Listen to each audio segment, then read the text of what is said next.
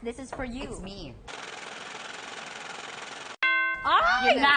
Very you. Oo, very you! Hindi rin.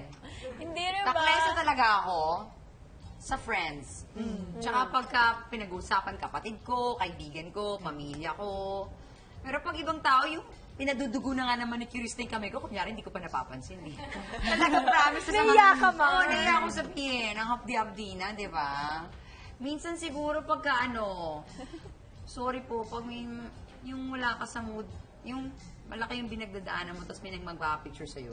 Okay. Yung parang, bad trip ka na buong araw, tapos pwede mo ba picture? Okay lang. Hindi, pero sige.